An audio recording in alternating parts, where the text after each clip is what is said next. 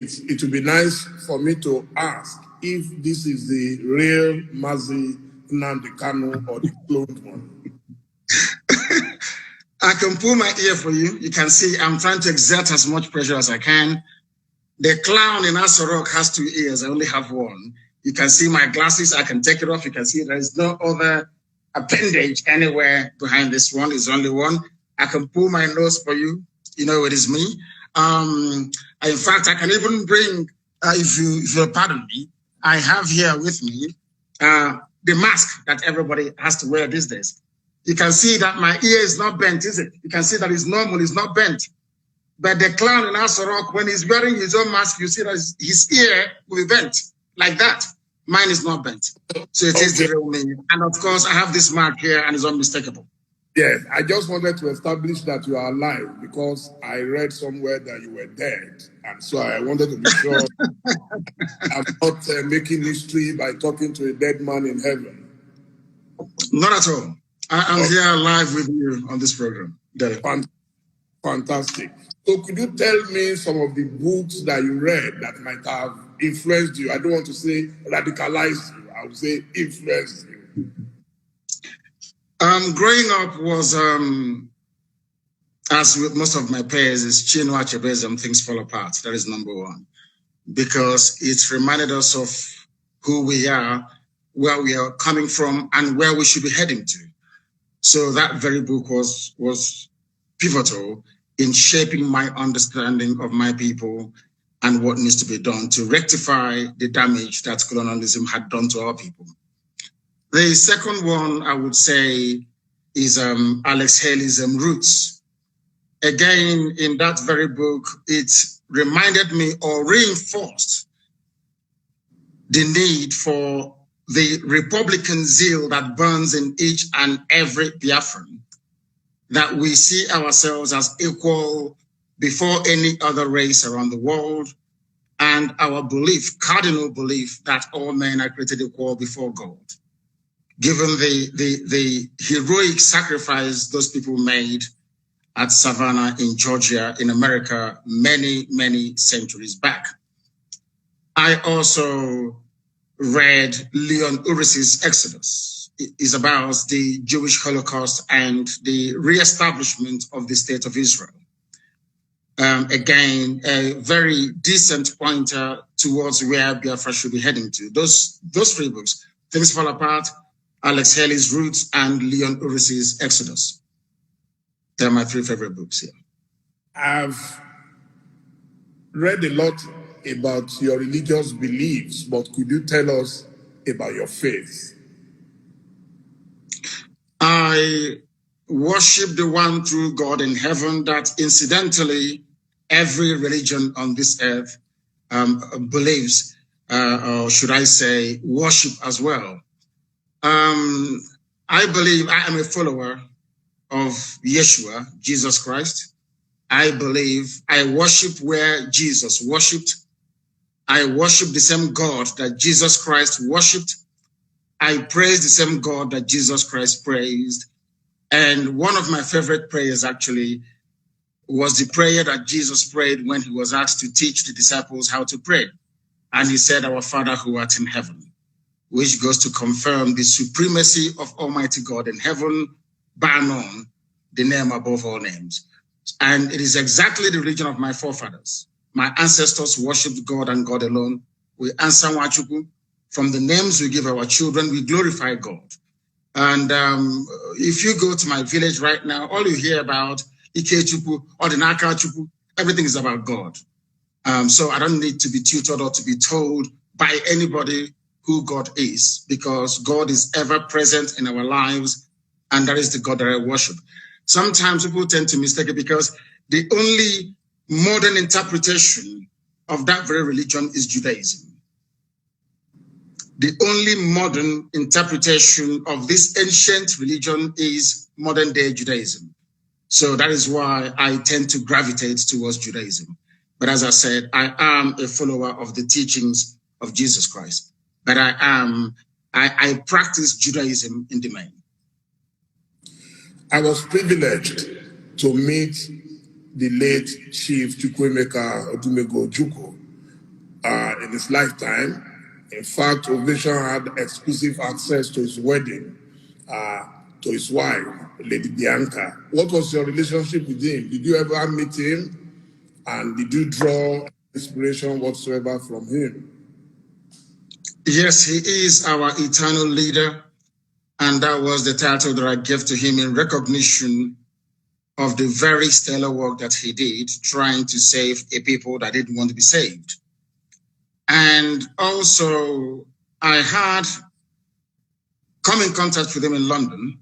We invited himself, Peter Obi Chekwasokore, to come to London.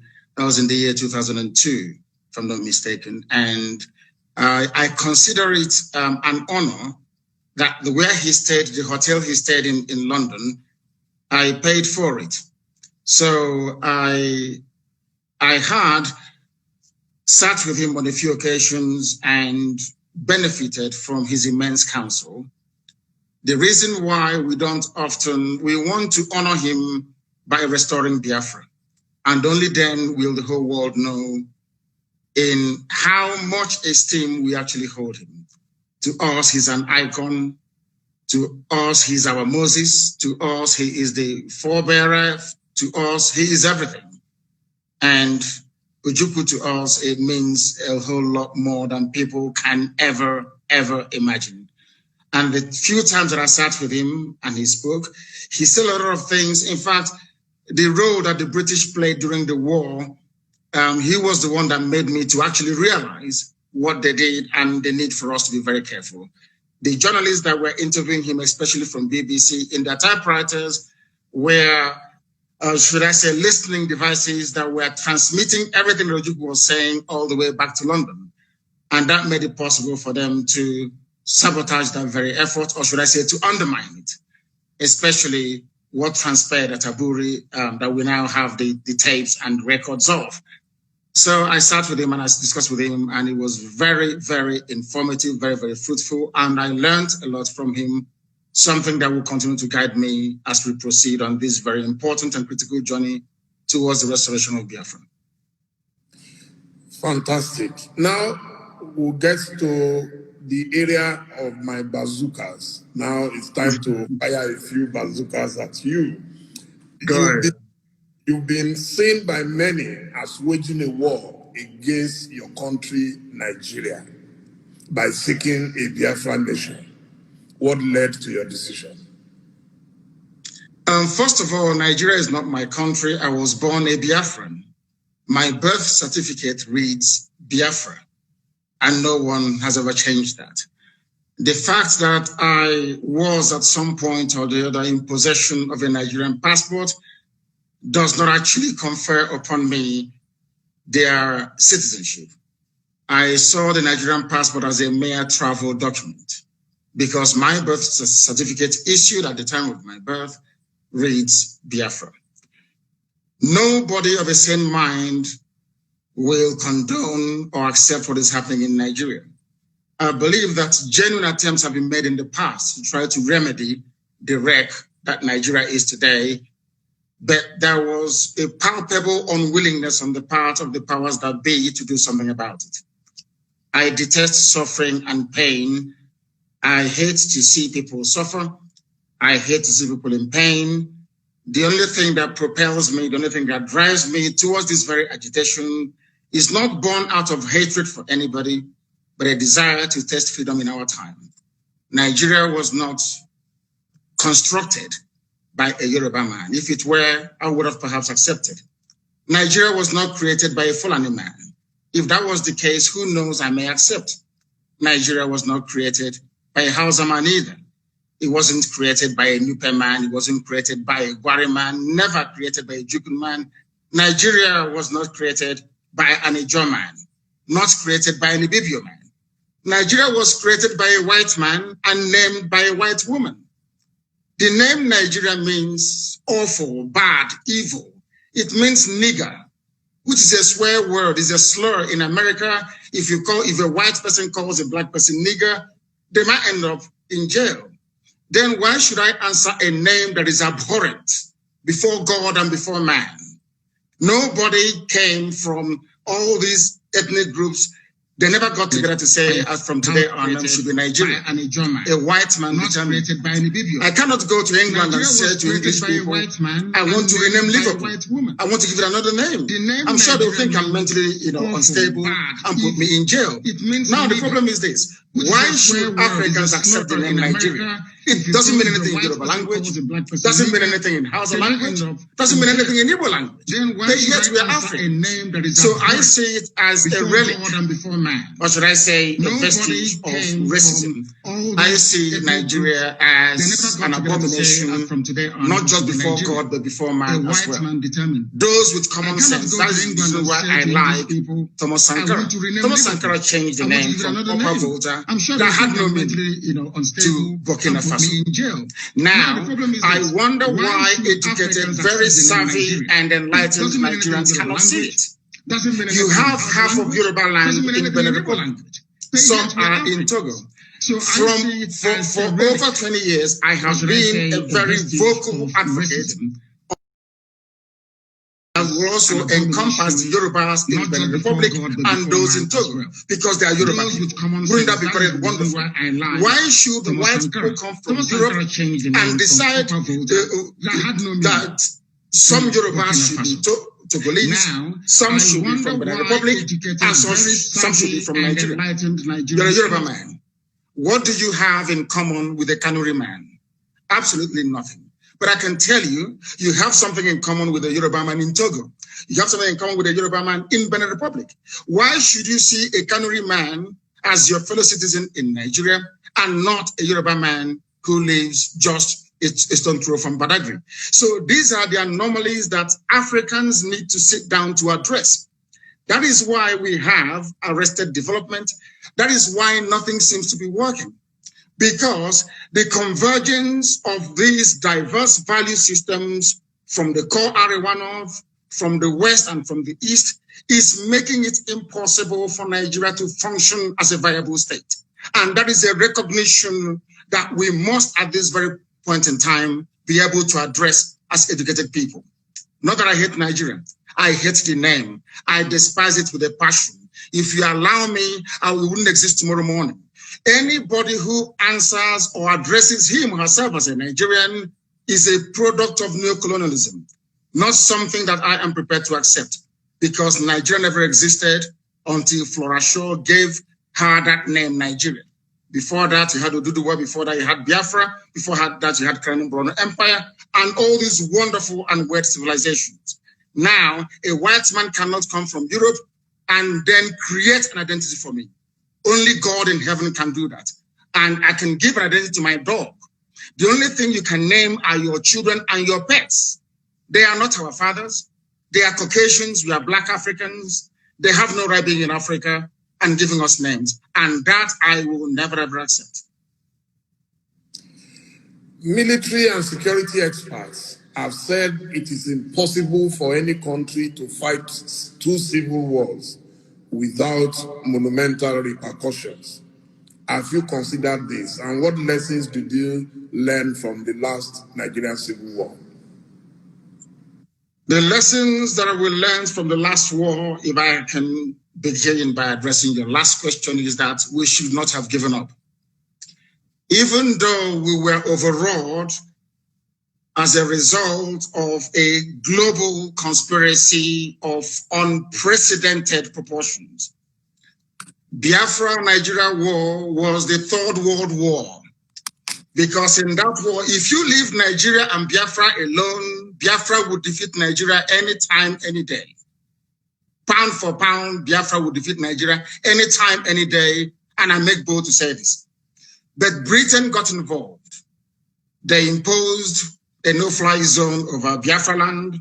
They imposed air, land, and sea blockade to stop us from getting food and arms. But they went behind the back of the world to negotiate with Russia to supply arms to God. They even brought in Egyptian pilots to fly their planes for them. Nigeria has never won any war in its history.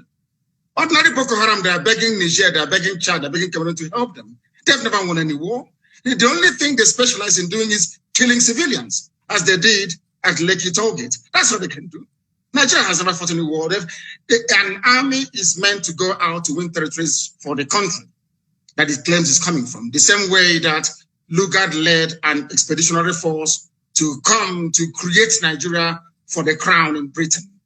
Nigerian soldiers have not done that before. Anywhere they go, they're humiliated and they come back. So I wouldn't actually see, I wouldn't describe what transpired between 67 to 70 as a Biafra-Nigeria war. Is Biafra versus the whole world. The United States was ambivalent. They never actually, should I say, participated as they should. Britain was there running the whole show. They destroyed Aburi Accord, destroyed the agreement reached between Ojukwu and Gowon. They came back and they instigated a war. That was all they did. There was not, I wouldn't see it as a war. And I want to let Nigeria understand this. There is that tendency, that what I call the Fulani Janjaweedism, there is that tendency to intimidate, that tendency to terrorize, that tendency to subdue, overrule, and then conquer people. It is not going to happen in our time. They will try, but they will fail. The more they focus their attention in the East, the more the terrorists that they themselves bred in the North will overrun them there. So I am not in any way, shape, or form either phased or overawed. They will come again because it's in their nature, and this time around they'll be roundly defeated. Well, I think with due respect to our men and women of armed forces, I believe they are well rated. I visited them in Liberia. I visited them in Sierra Leone. In Liberia, we were controlling 10 out of 15 counties.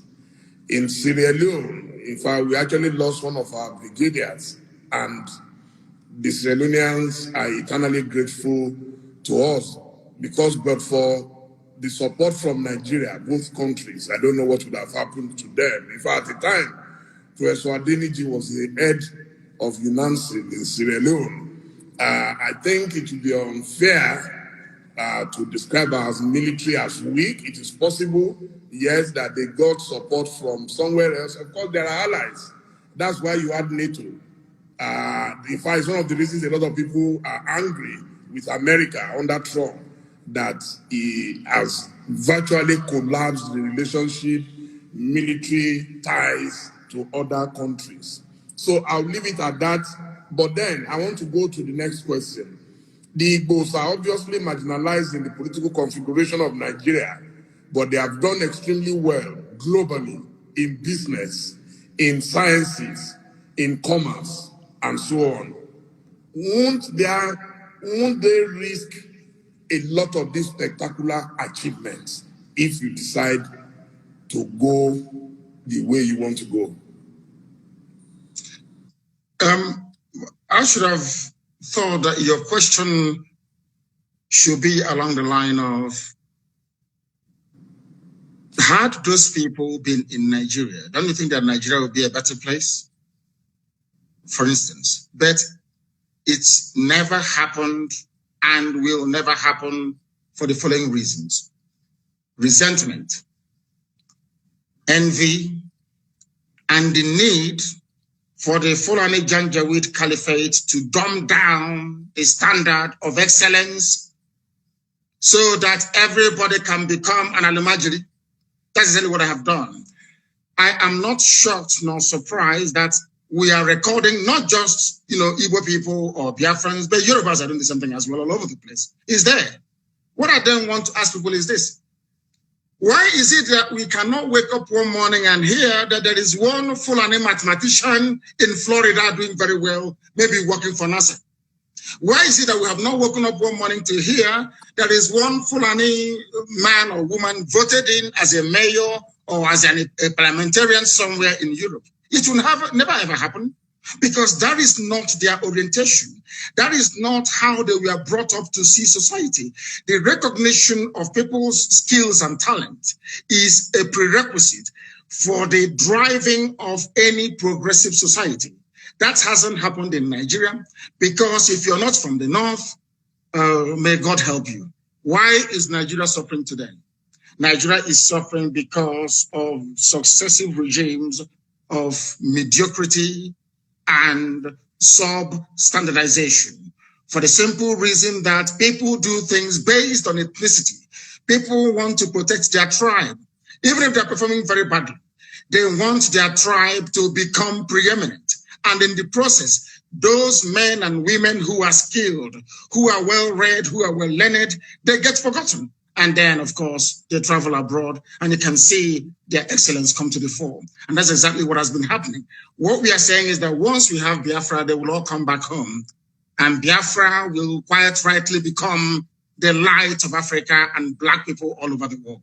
Because without Biafra, Black Africa will keep floundering and there can never be any progress. I'm sure you know that politics is a game of number. And it has been theorized that the domination you complain about of the, what you call the Fulani hegemony, has been made possible because of the lack of unity amongst the peoples of North Central, Southeast, South-South, and Southwest. And that if they unite, they will be able to end the perpetual dominance of the so-called Northern oligarchy. Do you agree? 100%. And that was why some of us threw our weight behind our children. Some people will say, refer to me as a youth, but I'm not. I'm a very old man. I may look young, but I'm a very old man. Now, the reason why we supported our young people was because for the first time in living memory, we managed to bridge that divide, to bring everybody closer around an issue that is of importance and concern to all these people. Were you not surprised when, following what transpired on the 20th of this very month, the same people that have failed and will continue to fail, the same leadership structure, or should I say the same cozy boys club that they formed, if your father is passing on, he will hand you over to the next buffoon to groom you in this politics of mediocrity that you find in Nigeria. Were you not surprised and shocked that the same people managed, or should I say succeeded, in introducing the tribal and ethnic dimension into what we are doing? Those of us in the South, those, I am proud of the, should I say, the understanding that those of us in the East have with our Yoruba brothers in the West, and of course, as time goes on, also Middle Belt. There is now a recognition that we are our own worst enemies. In Katsina State, there are other tribes other than Hausa and Fulani. In Katsina. In Bauchi, the same thing. All across the north. It is not a homogeneous society. The only thing that binds them together is just their language. Underneath, if you scratch the surface, you will begin to see a lot of, they have more ethnic groups in the north than you have in the south. Many more in the north than have in the south. But over the years, the Fulani oligarchy have managed to should I say, moderate their differences. And despite what is going on underneath, they have always succeeded in presenting this united front for the north. Anytime we try that in the south, they bring in their, what people are referred to as professional gossipers. They bring in people who will always do their best to divide us, because the north understands. Any day the Igbo and the Yoruba put their differences behind them, get their acts together, for goodness sake, Nigeria will be a better place. Everybody knows that very well. So in order not to allow that to happen, they now appoint, or should I say, rig our governors into office. They go to Ohanese, they bribe a few people to go to Afani Fere, they identify one or two people to, should I say, to groom, to do their dirty jobs for them. And what is that dirty job? You saw it in full view and in full display on the 20th. People that claim they went to school, people that claim they are senior advocates, people that claim they're enlightened, were the ones that introduced the tribal and ethnic dimension into that very successful protest. And you can see where we are today. They are rejoicing in the north. They're having fun in the north. That thing they have always done, once again, they have done it. But of course, they cannot break us. This time around, we just want to let them understand this. The unity between the Igbos and the Yorubas is deeper than EndSARS protest. It is far more fundamental than they can even imagine. Now, is Biafra your only option, or you are willing to work with other so-called oppressed peoples to form a union like it is in the United Arab Emirates? Everything depends on what the people want. I am a Democrat. I am a Republican by genetic disposition. Anything the people want is what they're going to get. My dream and my mission is Biafra. Let's say during a referendum, people decide we want to be, yes, Biafra is good. We can answer Biafra within a union that comprises of Middle Belt, of Oduduwa and Biafra with a new name. Who am I to say, no, I'm a Democrat. Whatever the majority decides is what I'm going to do. But as for us, we are pursuing Biafra. And I will also help the Oduduwa people to pursue the Oduduwa Republic. I will help the Middle Belt to do the same. But one thing is paramount. Should our people decide at a referendum or plebiscite to say, we want to maintain a semblance of union with Oduduwa and the Middle Belt, who am I to say no? I am a Democrat and I will go with it. But my primary concern now is the restoration of Biafra. An audio surfaced recently, I think about 2 weeks ago. It was sent to me by a family member, in which your voice, we heard your voice, directing your operatives to hit certain targets in Lagos. What led to this in a state that has really embraced the Igbo people of Southeast and South extractions? If that was your voice, do you regret the action, and are you willing to apologize for it? It is my voice, but what I said was cut and joined together to suit the very message or narrative that our detractors were, should I say, determined to peddle. If you listen to the whole broadcast that I made, you will find out that that very audio that those people, those charlatans put out there in the public domain is not exactly what I intended. But I have said this before and allow me to repeat. If by making the pronouncement that I made on that very day that I was misunderstood, or that the true intentions of what I was wishing or willing to convey was somehow misconstrued, then I apologize for it. Because I believe that it is very, very important that we understand this.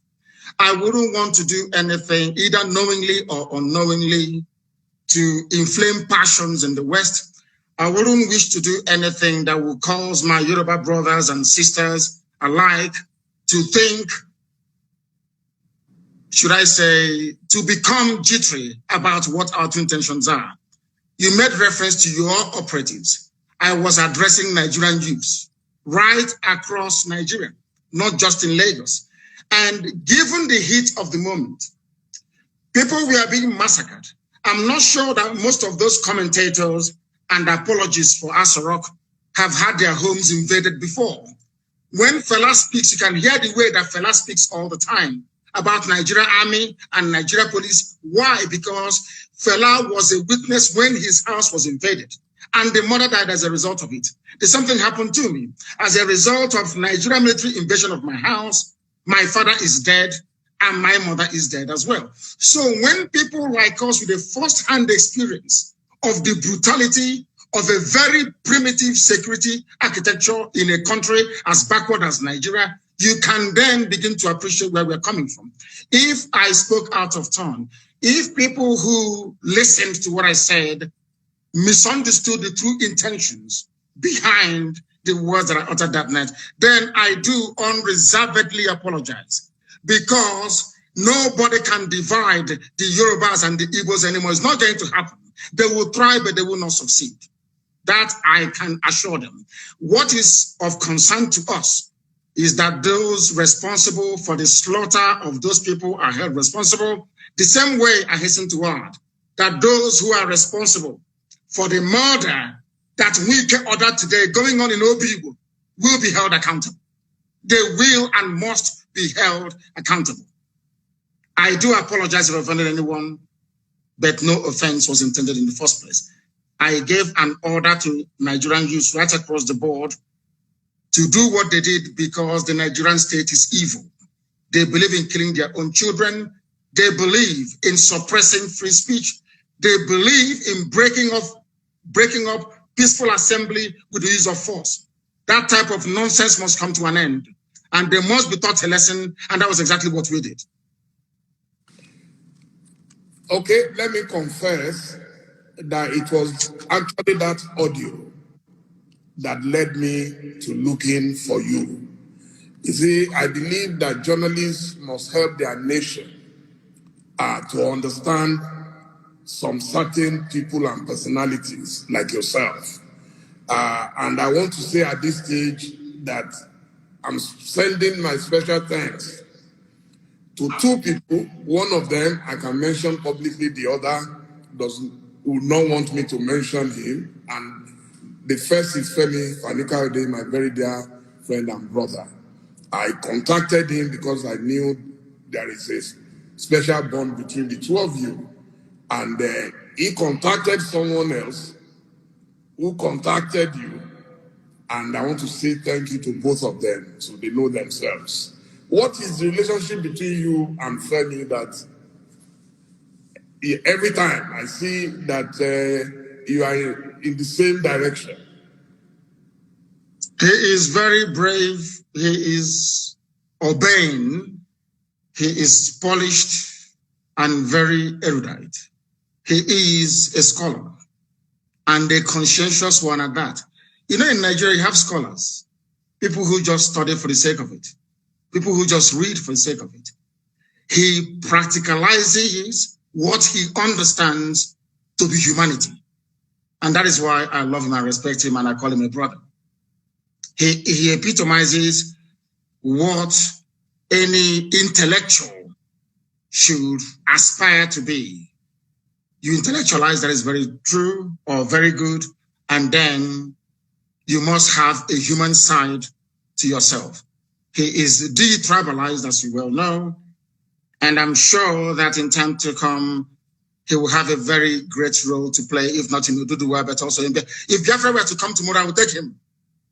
And I'm sure that he will have a lot to contribute in making Biafra a better place for everybody to be in.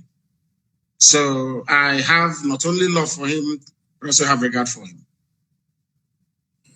Now, I'm sure you are aware that there are efforts to start a movement that will bring the Yorubas and the Igbos together and closer. Are you willing to play a major role in that union? Yes, we are doing ours on the ground. You saw the protest on the 1st of October right across the world, Yoruba One Voice and IPOB. So we are doing ours. That was why I categorically stated, and without any equivocation, that the bond between the Yorubas and the Igbos can no longer be broken by anybody. They will thrive, but they will fail. It can't be broken anymore. So I am more than willing and able to serve in whatever capacity that is required of me to make sure that these two great nations pilot the affairs of Black people in Africa going forward. Because without them, Africa is doomed, more or less.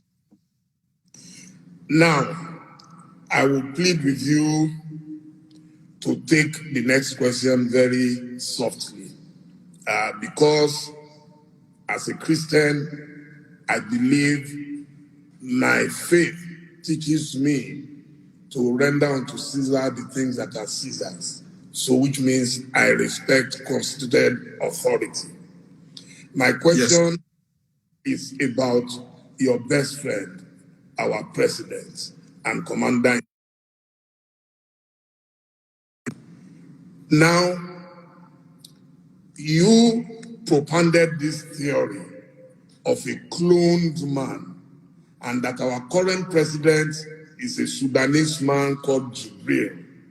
Do you agree that your information might have been wrong, and you are also willing to apologize to him for that error? Anybody can make a mistake. No, not at all. Buhari is dead and buried in a shallow grave in Saudi Arabia. Aisha Buhari was there. She came back from what they called a lesser Hajj. She was wearing black. She was mourning. If you look at the pictures that were circulated at that point in time, you will see the smug, or should I say, the forlorn faces of northern governors. A minute silence was held at the AU for a late Buhari. Even Her Britannic Majesty, Queen Elizabeth II, also penned a condolence message to the people of Nigeria before the cabal took over and asked her to rescind it, which she did. Buhari is dead, and I'm prepared to stake Biafra on it. If you, Dele Momodu, can go and prove to me, I'm not asking you to do anything too complex. If you can go and ask this man you call Buhari, whoever it is in Asorok, to come outside, don't do very much, address a panel of Nigerian youths, maybe 20 of them, and speak Buhari's mother tongue, which is Fulfude. I will give up Biafra. I will apologize to him, and I will submit myself to any authority on this earth to do with me as they please. There is no Buhari. Jibril was there. Jibril followed Abba Kyari to Cuba and ran away from there and never came back. The man you have now in Asorok is from Niger Republic. His name is Yusuf Abubakar Muhammad. That's his name. Yusuf Abubakar Muhammad. Even Shekau knows who he is personally and was mentioning his name as well. It is not Buhari. The old Buhari that you and I know, the country cannot be burning and he will restrict himself to only 12 minutes of edited broadcast. Impossible. Impossible. Anybody that knows Buhari, even if he's dying, he must speak because he fought in his own understanding to keep Nigeria one. Anything that impacts or threatens the territorial cohesion and integrity of Nigeria, the old Buhari, in fact, he will be in Lagos. The old Buhari will be in Lagos, I'm telling you. But this little, have you not seen him with his fresh hands of a 35-year-old? He cannot wear this. He cannot wear this. Because if he wears this, his ear will bend because it's rubber, silicone. We know about AI technology. It's deep fake. Please Google it. You're a media man, you must know this. I can replicate this very interview with your face showing us having this conversation, but it is not you. You also saw that some eagle-eyed investigators managed to discover that there was actually a microphone, a loudspeaker on the table. It's everything that they claimed that Buhari was saying was coming from a loudspeaker. From a loudspeaker. Very, very sad indeed. These are the things that the world must understand and come to terms with. That the person you are calling Buhari is not Buhari, and I can stake my life on it. If he comes out tomorrow and takes, or should I say, address any press interview live without Garba Shehu doing this, telling people to cut. If he can come out tomorrow, a panel of journalists will, in fact, not journalists because some of them are corrupt, youths will address him. There and then you will know that Buhari is no more. There is no Buhari. No country. How can you have a country you claim you're proud of?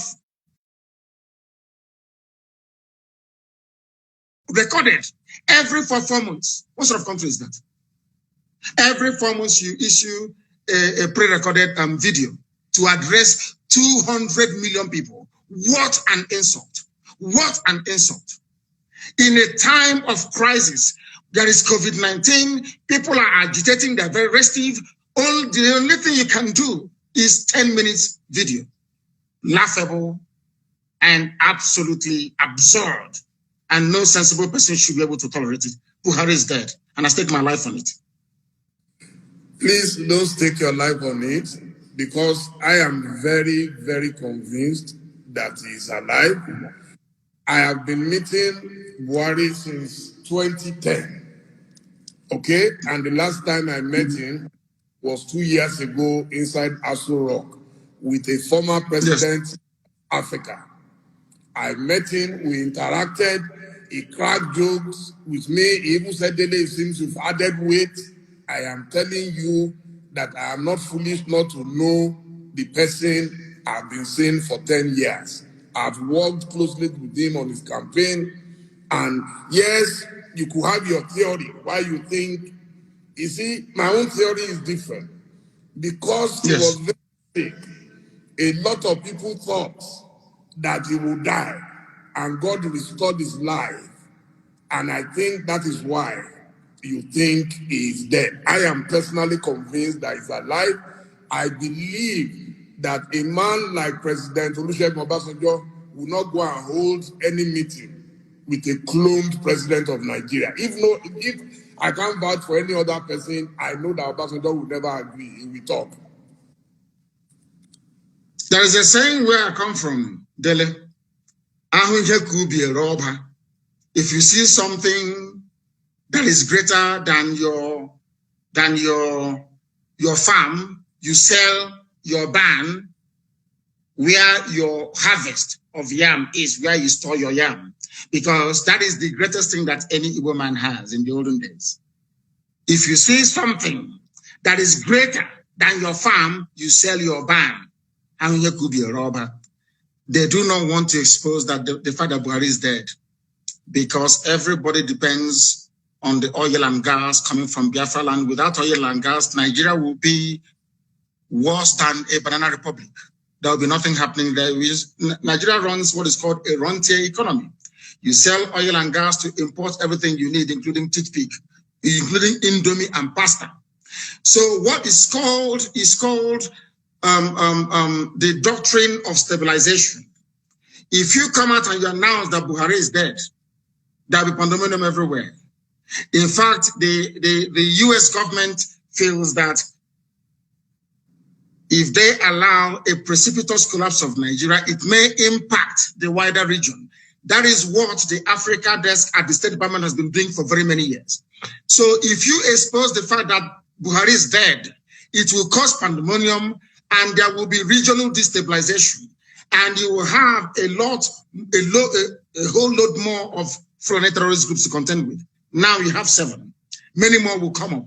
They do not want to turn northern Nigeria into another Yemen, Afghanistan, or Syria, or Somalia, for that matter. That is the only reason why they're keeping quiet, and everybody's hoping that he will make it to 2023 so that Aisha can go with the boyfriend and relax, because Buhari is dead. Absolutely dead and confirmed. Look at the hands of your, I can become a trained. You ever seen that little boy they call Tagwe that used to mimic Buhari, speak the way that Buhari does, crack Buhari jokes? That little boy is an Igbo boy. They've not given him a Fulani girl to marry. You know that little boy called Tagwe, he's a comedian. He mimics Buhari. These things happen. People can mimic Obama. People can mimic whoever they want to mimic. There are expert actors who can do all of these things. But let me make this very clear to you. It's a very simple thing. I'm not asking for a DNA test anymore. If Buhari can hold a meeting, the man you call Buhari, with Nigerian youths to ask him questions and speak his mother tongue Fufude, then I will give up. But I can assure you categorically that you are one of those that they have deceived, but they cannot deceive us. It was a well-choreographed, well-planned, and executed with military precision. They knew what they were doing because Britain is in charge. Britain is in charge. The same way they took charge of the NSAS protests. You were there, you were watching. When British High Commissioner went to Lagos, did not see the Lagos State Governor, but saw Tinubu. Not up to 48 hours, the army came and started shooting. And now, as they say, the rest is history. The people controlling you are those that created you. The people that made you a Nigerian are those now in charge of your lives. You are not in charge of Nigeria. They are, and are the ones running the show. And maybe next week, you get another 10 minutes video recorded The old Buhari couldn't have done that. Ask for Obasanjo. How many times did you allow them to broadcast a recorded speech in a time of national crisis? How many times? Obasanjo will tell you no. Jonathan did something. Only this thing that they put up there. Now, I will ask you to put on your face mask. Put it on. Put on your face mask. Let us see. Do you have one with you? Yeah. Ask them to bring it for you. Put it on. Your ear will not bend. Your ear can never bend. It's impossible because you're a human being. You have cartilage in your ear. But if this ear is made of silicone, as the one that Aisha's boyfriend is wearing, once you put on mask, your ear will bend. Simple. And that is why we have common sense and brain. Keep asking yourself. They took a picture with Jonathan, with everybody, with Yemi Osinbajo. None of them had their ears bent. Only Buhari's ears were bent. Others were wearing the same mask, but only Buhari's ear was bent, meaning that it's made out of rubber, silicone. The person that's not Buhari and can never ever be. Please go ahead. Okay, so do you have a map for Biafra? Where will it start from and where will it end?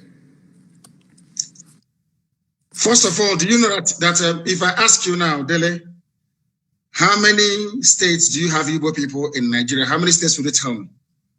It's a simple question. You're a journalist. I will say everywhere. No. I mean where they are indigenous to, where they come from. There could be Igbo people in Lagos and not from Lagos. The Igbo people. If I ask you right now, how many states in Nigeria do you think that Igbo people are indigenous to? How many would you say? 5 Southeast states? After all, that is the Igbo territory. Is that what you would say? Yes. I have a surprise for you. It is 13. Igbo people are indigenous to 13 states of Nigeria. 13. As I told you, those who created Nigeria are in charge of Nigeria. And in order to weaken, to diminish, to render irrelevant every aspiration of an Igbo man, Britain decided to advise the Janjaweed Caliphate to keep redrawing the map until we now have only 5 states. Igbo people are in 13 states. And now let me answer your question. The map of Biafra starts from wherever women tie 2-piece wrapper and ends where they stop tying 2-piece wrapper. In other words, Biafra land starts from Kogi in the north, in Igala land, Idoma, Igede, all the way to Godomikodo, Idu land, in Udo, and going down to Bakassi, after Cross River State, and to Bonny, and to Opobo in the south. All these are Biafran territories because if you go there, all the women that the 13 states. I want the 13 states, please. You want me to name for you the 13 states that make up? Yes, please. Kogi, are there Igbo people in Kogi? I'm sure the answer is yes. Yes. Indigenous. Are there Igbo people in Edo State? Yes. We agree. In Edo State, there are Igbo people. I'm not talking about Tubiaja, which is Ishan. We'll come to that later. I'm even talking about a place called Igbo Akere. Igbo Akere. Are there Igbo people in Delta State? Yes. Are there Igbo people in Benue? In Benue State, I'm asking you, Izi community is in Benue State. They speak Igbo. The largest market you have in Benue belong to the Igbo communities in Benue State. Are there Igbo people in Cross River? Yes. So Igbo people are in Cross River. Are Igbo people in Akwa Ibom? Yes. E2 is in Akwa Ibom. There are Igbo people there. Are there Igbo people in River State? Are there Igbo people there? Of course there are. 90% of River State is Igbo. Are there Igbo people in Bayelsa? And you'll be shocked. YES is the answer. There are Igbo-speaking people inside Bayelsa itself till tomorrow morning. The same way you have Igbo people in Ondo. Are there Igbo people in all the 5? I've counted for you the 6 states that make up the so-called South. Imo, Abia, Anambra, Ebonyi. Yeah, you've mentioned 9 now. 9 states. 1, 2, 3. Kogi, Edo, Benue, Cross River, Akwa Ibom, Rivers, Bayelsa, Ondo. Have you added? No, not in Ondo. We're not in Ondo. Igbo is not in Ondo. What is in Ondo is Ijo. Ijo is in Ondo, not Igbo.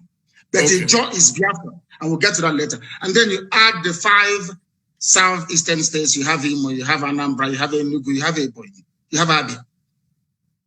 Add all of them together. Imo, Anambra, Ebonyi, Abia, Enugu. 1, 2. Add it to the 6. Okay. 5 southeastern states. 6, 7, 8, 9, 10, 11, 12. I think one is missing somewhere. One cannot be 6 states. 6 states of the South, 5 states of the Southeast, then Kogi and Benue. And then you get 13. In all these places, you have, I'm not telling you about where they are trading, where they are doing business. People from there are Igbo. They are indigenous. And you think Kogi would agree to go with Biafra? No, it's about a referendum. What we're asking for is that part of Kogi where women tie 2-piece wrapper. That's all. Your mother will tell you where you come from. If you look at your mother when she dresses up to go to church or to go to a function and she's tying 2-piece wrapper, one on top of the other, then you know you're a Biafran. And that's what they do in Kogi, in Enugu State, in Benue State, in Cross River State, all the way down. You can go all the way down to Edo State. It is there till tomorrow morning. Don't you think you are likely to hit the brick wall if you try to go expansionist, if I could put it that way? I am an Igbo man. With all due respect, my dear brother, the Yorubas may be comfortable leaving Yoruba people in Togo and the Benin Republic and calling somebody from Sokoto State their brother. I don't intend to do that. Wherever you have Igbo people, they must be together as one. We are not leaving anybody behind. We cannot leave anybody behind. It was the Fulani Janjaweed and the British that caused this problem. You cannot come to my land, you take an Igbo community, you give them to Benue, you give them to Kogi, and you say they're from the north. Ohanese may tolerate it. I will not tolerate it. I can't tolerate it. I am not going to leave one single Igbo community anywhere. They must be part of Biafra. They must be part of Biafra. What happens? Let's say the other people that you are fighting get provoked and they decide to call your bluff and say, okay, Igbo people in Kaduna, in Katsina, in Sokoto to thy tent, O Israel. How will that fit into your plan? Quite frankly, before you answer, let me do it as a double whammy. And what if the Igbos in those places say they are not interested in joining you? Hallelujah. We say good riddance. Everything we are doing is based on the consent of the people. There must be a referendum, or should I say referenda, which is the plural, right across the board. We are going to ask people, ethnicity by ethnicity, where they wish to belong. If they say we want to be part of the Janjaweed North, where once in a while you lose your daughter, your wife could be raped, oh, well and good. We let them go. I am a Democrat. I'm not going to force anybody to do anything. And Biafra must come via a referendum. People must agree to it. We are not forcing anyone to do anything. Everything we are saying and doing is geared towards one outcome, a referendum. If they agree, fine. If they don't agree. So who is going to organize this referendum that you've been talking about? The United Nations will have to organize it at the right time. They will. If it is not organized, what is your plan B? We continue with civil unrest and civil disobedience, boycott of elections. As one of our great heroes said, we will boycott all boycottables until we get what we want. The British never wanted to leave Africa, but they did. Russia never wanted the Soviet Union to break up, but it did. Serbia never wanted Yugoslavia to break up, but it did. Sudan never wanted South Sudan. They never wanted South Sudan to be free. They're free today. Ethiopia never wanted, excuse me, Eritrea to be free, but today Eritrea is free. So that tells you all you need to know. It is not in their hands because you know what? Power belongs to the people. Anything we want is what we're going to get. Once again, I want to ask this. Do you think this dream is realizable without a war? And are you prepared to fight another war? This dream can be realized without a war. And let me put it this way, as soon as the people, the various ethnic groups in Nigeria realize what Nigeria means to each and every ethnic group, they will subscribe to our position. So it is realizable without a war. Before the white man came, let me ask you this, because it's an interview, which means you can ask me questions and I can ask you. Before the white man came, was there any Nigeria? Before the white man came, did Nigeria exist?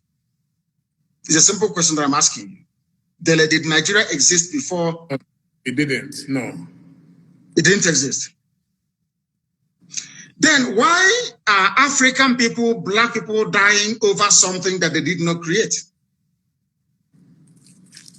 Did any Yoruba man create Nigeria? The answer is no. No Igbo man created Nigeria. No Hausa man did. No Fulani man did. No Kanuri man did. No Jukun man did.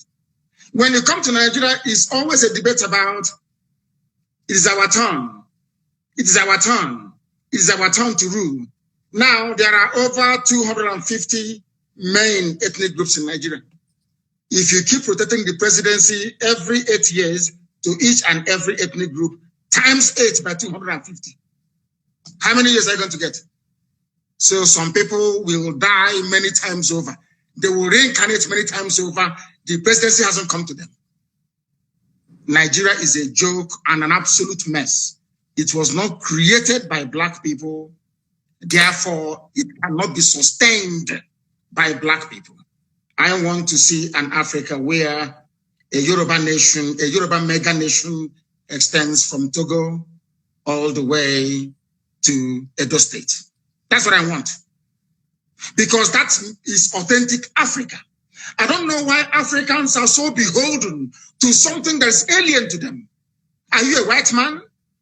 The looker that created Nigeria is a white man. What are you doing as an African defending something that a white man created out of, should I say, a racist intent? Nigeria was an ordinary company, Royal Niger Company, an ordinary business venture that the British converted into a nation. And Africans are killing themselves, trying to maintain something that a white man created. Sometimes I wonder what type of God made African people. I don't understand it. And that is why you have this neo-colonialism. That is why the British High Commissioner had to go to Tinubu to ask him, how do you end this protest? Because if this protest continues, you're jeopardizing our oil. Now the Kano can use it as an advantage to go and get Biafra. They asked the army to go in and kill people. You people are being ruled by your colonial masters. Your fate is not in your hand. You're in a country that is 60 years old, so to speak. There is no electricity. If I am a Nigerian, I can't come out and say I'm a Nigerian. I'll be ashamed of myself. For 60 years, you have no electricity. For 60 years, no good roads. For 60 years, no good schools. For 60 years, your politicians are traveling abroad for medical treatment. I ask you, what is there to be proud of about Nigeria? Name one thing you can be proud of. Name one thing. Is a question I'm asking you, Dele. Tell me one thing you can be proud of in Nigeria. Nigerians are amongst the brightest people in the world, including the Igbo people, of which you are one. You're a very brilliant man. That is Nigeria in your DNA. I was born a Biafran, not a Nigerian. Nigeria is a historical mistake. Was there a birth certificate at that time that wrote Biafra on it? Of course, yes. You want me to show you? I'll show it to you. I can email it to you. It's not here with me right now. I can email it to you. My person is Biafra. I don't mind. I will email it to you. So you see, what I'm asking is, if Nigeria never existed until the white man came, why are you, as a black African man, defending it? What's a white man created? Why? When you have Yorubas in Benin Republic, Yoruba is in Togo, they speak your language, they eat your food, they dress the same way you do, you have the same culture, the same value system, the same orientation, and I'm asking you, and the white man came from Europe and said, oh, you are Yoruba from Togo, you speak French. You're Yoruba from Benin Republic, you're going to speak French. But you, Dele, you're Yoruba from Nigeria, you speak English. Are people not perturbed by that? That level of dehumanization, that level of subjugation. You see, the one thing that shocks me about Africa and their class of intellectuals is the fact that they are willing to swallow hook, line, and sinker anything the colonial master gives to them. And I've asked you this very question. Can you go to Europe and create a country as a black man? The answer is no. Then why must you accept what a white man is doing in Africa? Do you see why we are poor and very backwards? Do you see why Nigeria can never have 24 hours of electricity? Never, ever, ever, ever. Because the foundation is faulty. The orientation of Fulani Janja, people were protesting SARS killings in the South. Fulani people in the North were busy having fun and laughing and smiling. And you want to be in the same country with them. Your value system, your reasoning, your understanding, your orientation can never, ever be the same. Never be the same. Why did Britain leave the EU? Dele, I'm asking you, are they not Christians? Are they not Democrats? Don't they believe in free trade and voting people in and voting them out? But then, why did Britain leave the EU? Why? The same Britain that left the EU is asking me not to leave Nigeria. Nigeria that is only 100 years old. Your grandfather was not a Nigerian. Was not. So why must you throw away the history of your family, the rich history of Yoruba people? Because a white man called the place Nigeria. Why must you do that? Why? Can I go to England and name them and name them Albania and say all your history is now gone? We are doing our ancestors a disservice. And let me tell you why Black Africa cannot go forward. Some people, not you, some people accepted this nonsensical balkanization of Africa with their useless flag independence. And your ancestors are in the grave. Your ancestors that existed before the white man was born, they're in the grave. You jettison their history and their identity. You banish it, you denigrate it, you insult them by accepting this garbage called Nigeria, and you want them to be happy with you. That is why no Black African country can see development. No Black, you see South Africa. When whites were running South Africa, everything was good. Now Blacks took over. Look at what is happening. Because even the land of Africa itself is angry with us. We went to school for a reason. The reason why you go to school is to question certain things. And the question is this: why is it that you, as an African, you're willing to kill, to die for something a white man created when they cannot do the same thing for you? You see how they are not equal to us. You see why they are always better than us. And nobody can tell me with any ounce of conviction or justification the reason why Yoruba people should be in Togo, in Benin, and in Nigeria. Why can't they be in one country, the same way that the English people are in one country in England? Or should I say in the UK? These are the things that we must ask ourselves. Okay, thank you so much. Thank you, Mazi Namkano. I mean, you are very passionate about your beliefs. Nobody can take that away from you. So now we get to the stage where I already jotted down some questions from members of the public. The first is that you hold a dual nationality. So they are saying you have a choice, you have an option. What about those who have nowhere to go? The reason why you're interviewing me today is because I got lucky. My parents didn't get lucky. People who were in my house did not get lucky that very day, they died. My dog also died. Jack, they killed my dog. Now, listen very carefully. People don't understand. You see, there is a level of flippancy in Africa, and should I say, we don't interrogate any concept or phenomenon with a great degree of sincerity. Why do I have a Nigerian passport? The same way that Awolowo, Chief Obafemi Awolowo, held onto a British travel document. Did that stop Awolowo from fighting for Nigeria to be independent? I'm asking you a simple question. Did that stop him?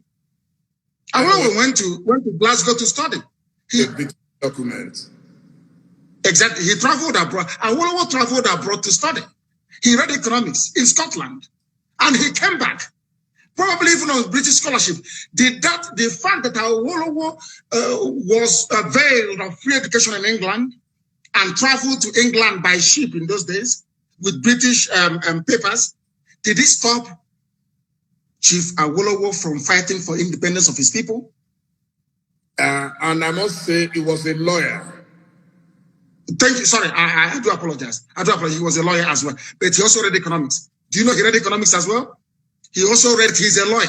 I agree. Now, I'll ask that question again so you answer so that the whole world can hear. Yes, the fact that Awolowo went to England and studied, or let me say Britain and studied, United Kingdom, came back, became a lawyer and an economist.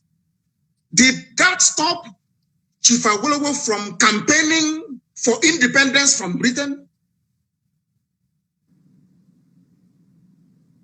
I don't know if you can hear me. Can you hear me? Hearing you, yeah. I understand your logic, yeah. Now, the same thing with Dr. Nnamdi Azikiwe. He traveled to the US. He studied. He traveled to the US with British papers. As somebody traveling from a British colony, he went to the US and he read, and he came back. And a Yoruba man, incidentally, let me tell you why they don't want Yorubas and the Igbos to be. A Yoruba man identified the talent in Nnamdi Azikiwe and appointed him the secretary of NCS. That Yoruba man is Herbert Macaulay, a Yoruba man. And Zik fought with the likes of Awolowo until Nigeria became free. Why didn't they say, in those days they were very intelligent? Nobody said to Zik, you went to England for free. You studied, you have their passport. Now you're fighting and saying they should go. Because in those days, our fathers, they had brain. I'm sorry to say this generation, I don't know what's wrong with them. Is a social media indomie generation. And I hope that after this evening, they will become, should I say, more enlightened as to the issues. I no longer hold dual nationality. I used to have dual nationality for convenience sake, just to travel out of Nigeria, not for anything. And my hatred for Nigeria didn't start today. I've always hated Nigeria. It's a very useless place. Only a fool can say, I am a proud Nigerian. There's nothing to be proud of. Absolutely nothing. You have nothing. Individually, you're brilliant. The Ngozi Okonjo-Iwealas of this world, our brother who is at Africa Development Bank, very smart and very brainy, yes, as an individual, but collectively as a group, the most useless 200 million people in the whole world. Nothing is coming out of nothing, absolutely nothing. Absolutely nothing. So how can I be a proud Nigerian? Ordinary light you don't have. No, simple light you don't have. How can I be a proud Nigerian? Thank you very much. Now, your governors have virtually rejected Biafra. Those are the most senior representatives of the people. So this person is asking, how do you want to deal with that situation? How many governors do we have per state? I think it's one, isn't it? One governor per state, yes. But they control, in a democracy, they control yes. How many, during election, how many times does the governor vote? Once. Okay. So the people will decide, not a governor. We are not Fulani Janjaweed. We don't have feudal lords in our land. We are Democrats or Republicans. You have only one vote. Only one vote. One governor, one vote. People may dissent, they're entitled to their opinion. One governor, one vote during the plebiscite or referendum. And there is nothing they can do about it. The majority says they want Biafra. So the views of the governor, of course, may be taken into consideration, but it doesn't count because they are in the minority. We are not planet people. Someone has asked, how are you funded? We are the largest movement on the face of this very planet Earth. IPOB, Indigenous People of Biafra, we're all over the world. And our people are very, very generous. They fund us. No politician, no millionaire, no billionaire, nobody. Ordinary people in the diaspora and people at home. They fund this well-oiled machine all over the world. That is why we are formidable. We owe it to them. We don't have any godfathers. That is why I speak the way I do. If there's anybody who can say they are funding us, come out and say it. Nobody does. Ordinary people do. Because everybody wants freedom. Someone is asking, if you say you are asking for a referendum, how come you sometimes apply force, the use of force and coercion? That is the only thing the Fulani Janja would understand. Nigeria is a rogue creation.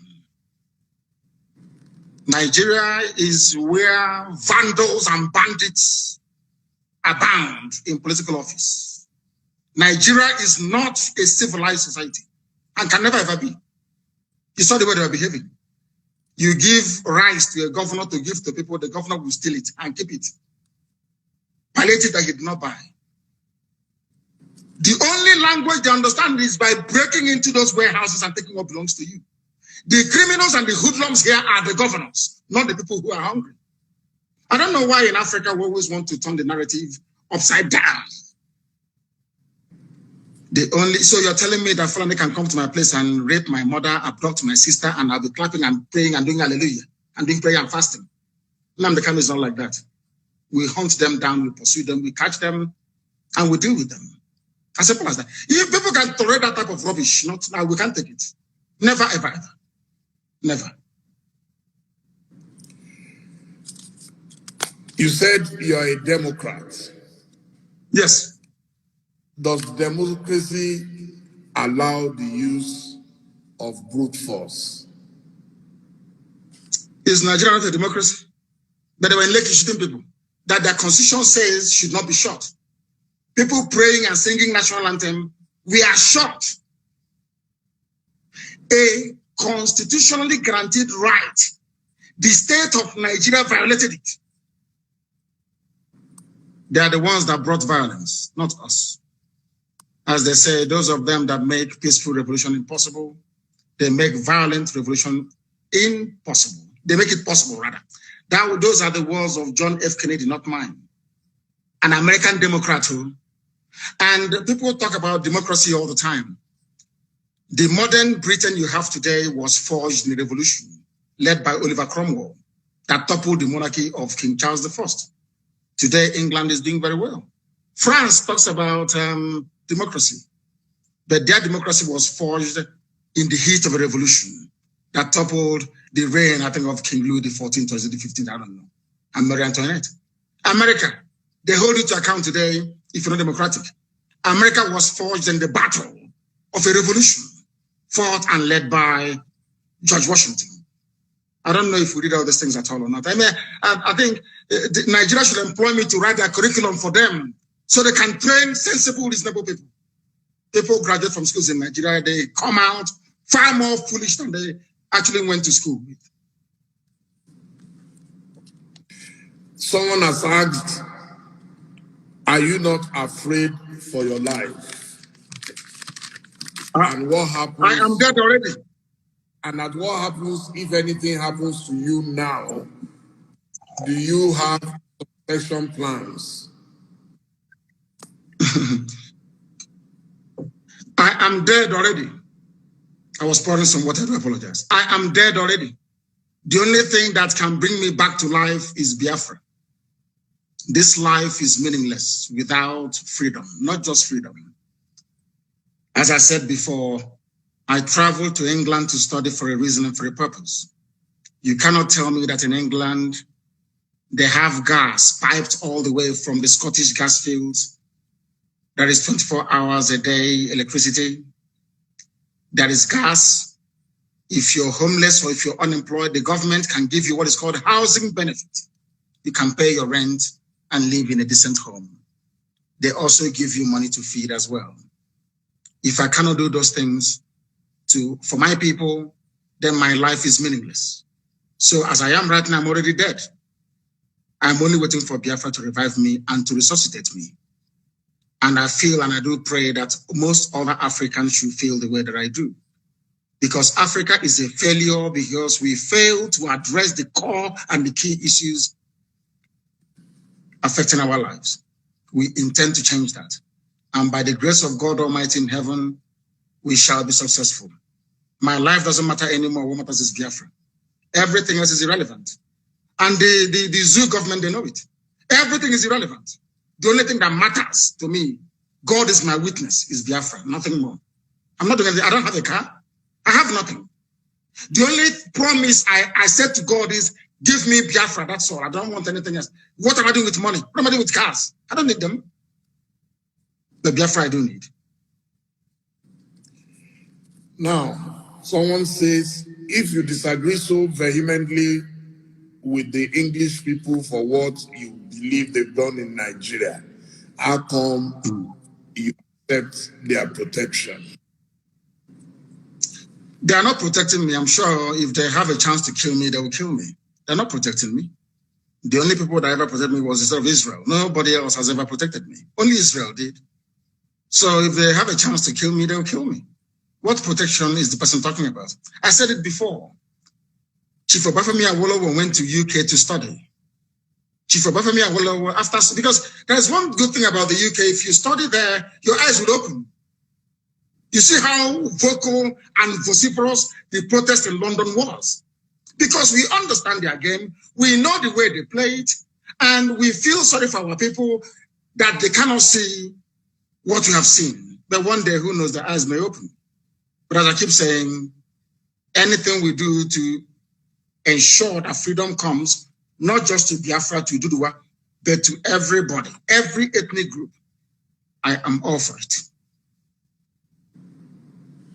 So could you tell me a bit about your project, the Radio Biafra?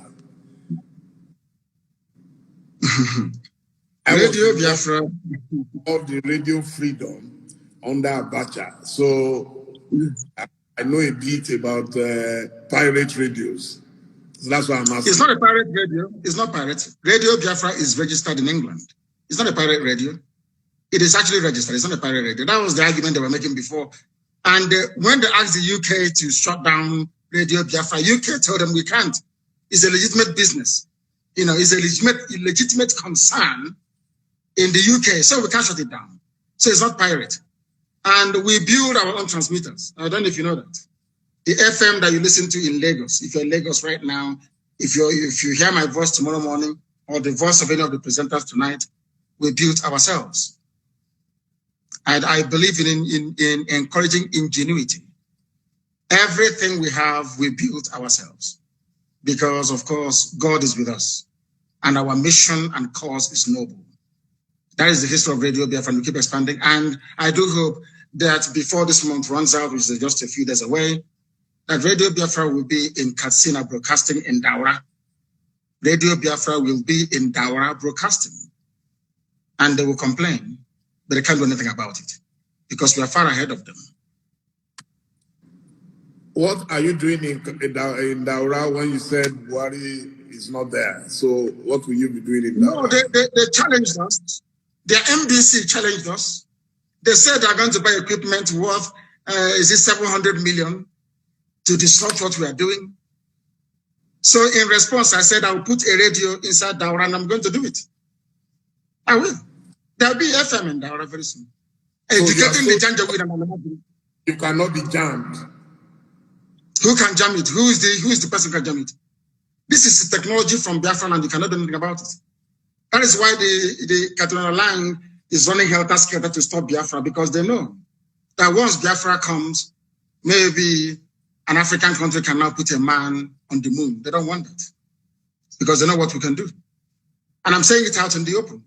They should try all they can to stop us. They cannot stop us. Eventually, we're going to win. Because this is God's project, not man's project. It's God that said Biafra must come. Not man. On this note, I must say a big thank you to you for a very, very elucidating session. And I am definitely educated about you. I may disagree with you on a number of things, but a lot of people didn't want this interview to take place. I told them, I hate censorship. I was a victim of censorship. Everybody must talk. If you don't talk, nobody will know why you do the things you do. And those who disagree with you must still get to know more about you. And I must say, I am very, very grateful that you agreed to speak to me. And I hope very soon again, when we have cause to speak to you, at least now we've established this contact. And I really appreciate your agreeing to talk to me. Thank you so much, Mazi Nandikana. Thank you, Dele. Thank you very much. Thank you very much. And thank you for having me. Thank you. Thank you. My dear viewers, I told you it will be the mother of all the interviews, and so it has been. Thank you all. We'll be uploading, and I'm sure a lot of newspapers will get some news out of this. Thank you, and good night. Thank you. Thank you very much. Thank you. Bye now.